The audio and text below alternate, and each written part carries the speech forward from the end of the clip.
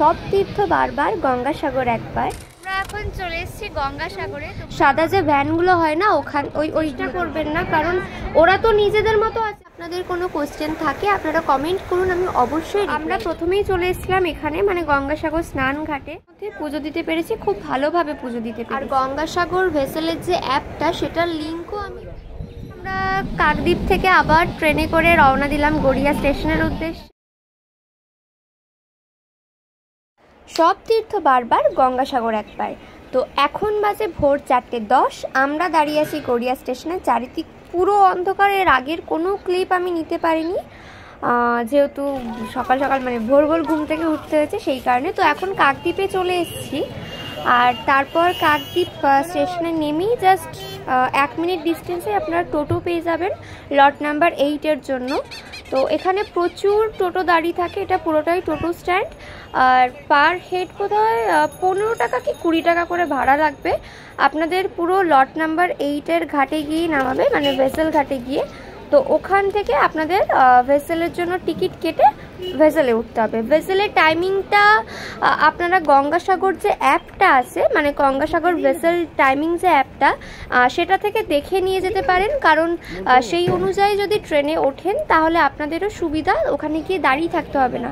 কারণ প্রায় 45 মিনিট কি 1 ঘন্টা পর পর ওখান থেকে ভেসেল ছাড়া হয়। আর ভেসেল কিন্তু 100 জন হয়ে গেলেই ওরা ছেড়ে দেয়। তো সেই কারণে একটু আগে থেকে টিকিট কেটে রাখলে, একটু হাতে সময় নিয়ে পৌঁছালে আপনাদের সুবিধা। এই সিগালগুলো এতটাই সুন্দর প্রাকৃতিক দৃশ্য তৈরি করে, এটা বলে বোঝানোর মতো না। তো আপনারা যদি ওখানে যান, অবশ্যই এই পাখিগুলোকে খাবার দিতে ভুলবেন না। তো এই দৃশ্যটা জাস্ট মনোরম, অসাধারণ দৃশ্য এটা। কাকদ্বীপ লট নাম্বার 8 ভেসেল ঘাট থেকে কচুবেড়িয়া ভেসেল ঘাটে যেতে প্রায় সময় লাগে 45 মিনিট তো মিনিমাম লাগে, তার থেকে অনেক সময় বেশিও লাগে। তো এই পুরো রাস্তাটা এতক্ষণ টাইম যে আপনার কখন কেটে যাবে সেটা আপনি বুঝতেই পারবেন না, শুধুমাত্র এই সিগালগুলোর কারণে। কারণ পুরো জার্নিটা আপনাদের সাথে এই সিগালগুলো কিন্তু যাবে। পুরো যে এই এতক্ষণ সময় ধরে আপনারা ভেসেলে থাকবেন, পুরোটা সময় এরা আপনাদের সাথেই যাবে। ফের যখন আবার ব্যাক করা হবে ওখান থেকে, তখনও কিন্তু আপনাদের সাথেই এরা ফিরবে। এবার বলি আমাদের গঙ্গাসাগর যাওয়ার কারণ। আবারও বলি, সব তীর্থ বারবার, গঙ্গাসাগর একবার। তো গঙ্গাসাগর যাওয়া হয়েছে বিশেষত আমার ঠাকুমার জন্য, কারণ ঠাকুমা বিগত কয়েক মাস ধরে বলে যাচ্ছে আমার বাপিকে এবং আমার কাকুকে যে গঙ্গাসাগর নিয়ে যাওয়ার জন্য।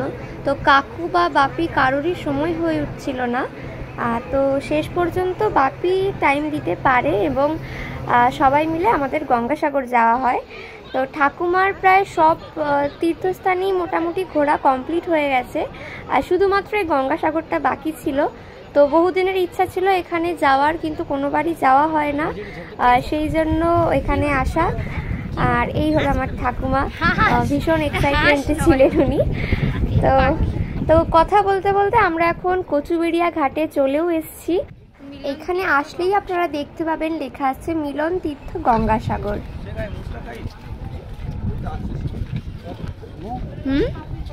চলো সোজা চলো, ওখানে পেয়ে যাবে।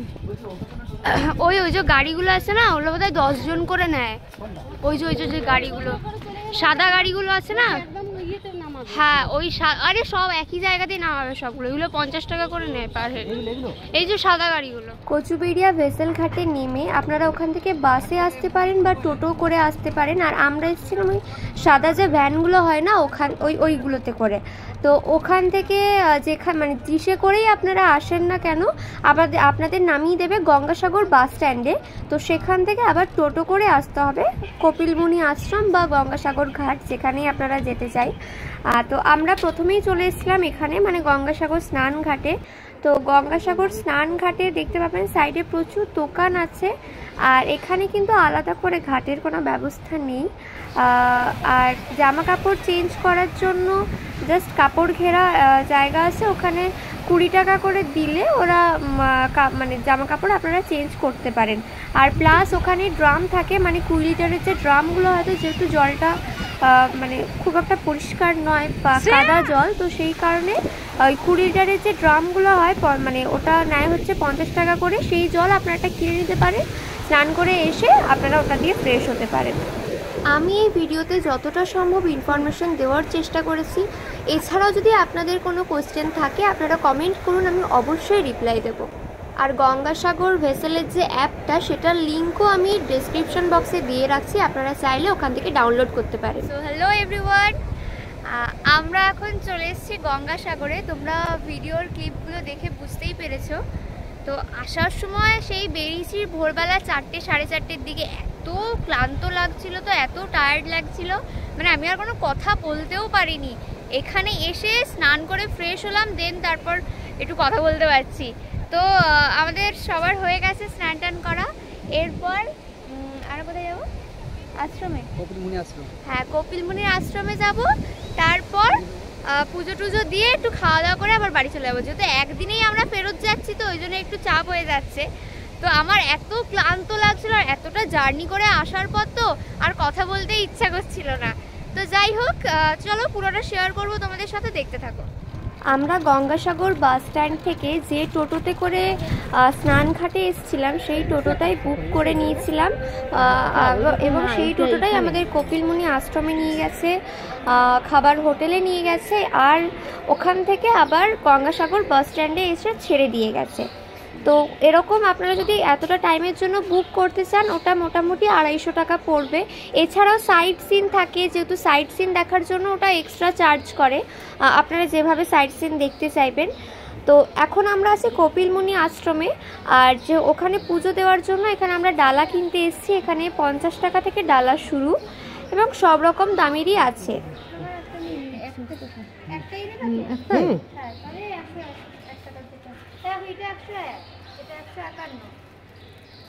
আর ওইগুলো আপনার 200 টাকা। আমাদের 200 টাকা। আমাদের ফুল না গঙ্গাকে তো ফল দিতে হবে, ছয় নারকেল দিতে হবে। কোনটা যেটা খুশি না বাপি বলো।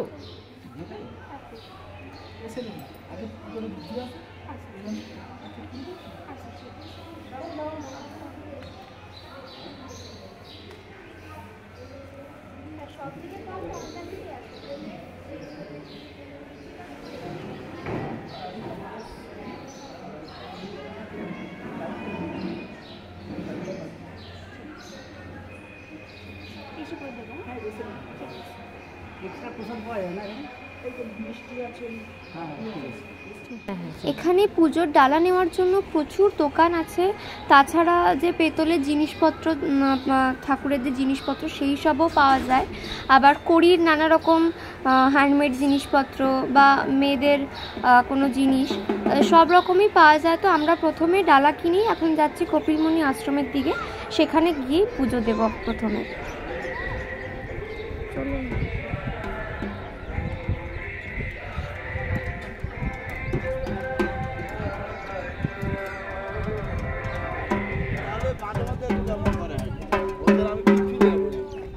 আমরা যেহেতু ফাঁকা টাইমে গেছিলাম, তো সেই কারণে কপিলমুনি আশ্রমটা পুরোটাই বলতে গেল পুরোই ফাঁকা। কারণ গঙ্গাসাগর মেলার সময় যে পরিমাণে ভিড় হয় সেই তুলনায় এইটা কিছুই না, তখন শুধু মানুষের মাথাগুলোই দেখা যায় আর কি। তো এখন মন্দিরটা পুরোই ফাঁকাই ছিল, তো আমরা ফাঁকার মধ্যে পুজো দিতে পেরেছি, খুব ভালোভাবে পুজো দিতে পেরেছি।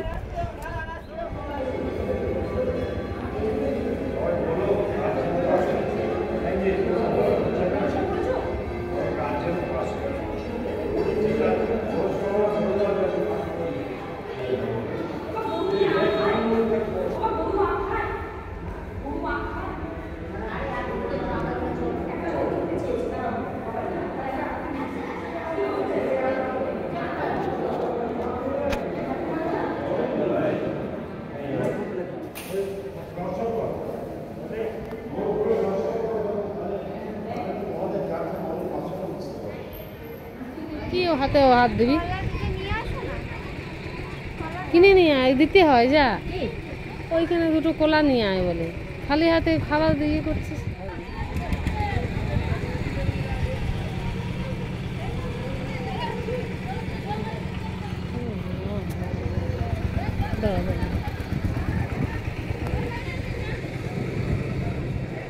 দাঁড়া দাঁড়া দিচ্ছি দিচ্ছি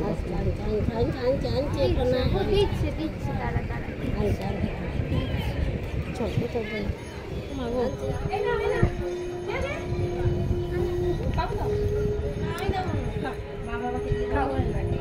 বাবু দাও এই না ভয় লাগবে আরে ভয় লাগে কি আছে দাও দাও ওকে দাও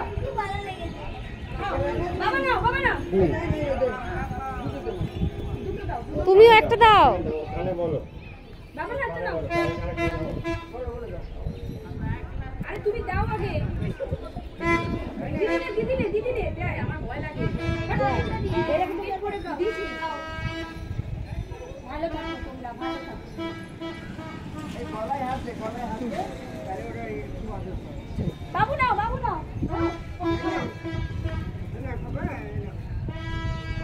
আমাদের পুজো দেওয়া হয়ে গেছে।